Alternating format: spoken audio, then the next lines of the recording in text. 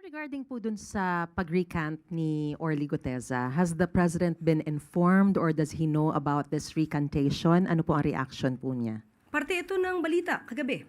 So hindi naman po nahuhuli ang Pangulo sa mga balita. At wala siyang reaksyon na ibinigay sa atin. Kung totoong mapapatunayan na siya ay gumawa lang ng mga kwento, hindi naman din ito makakabuti sa pagpupursu sa mga tao na dapat na managot.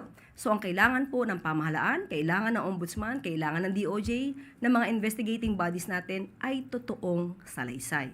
So kung sila naman po ay magsasabi ng kwento, salaysay na walang katotohanan, mas makakasira siya sa paghabol sa mga tao na dapat na managot.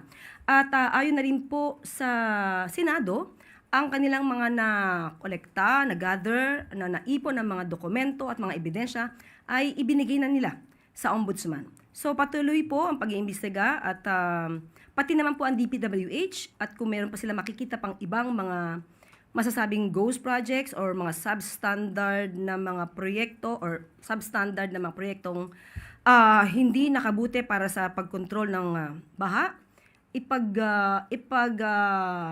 bibigay din pong alam ito at maaari din pong paimbestigahan ito.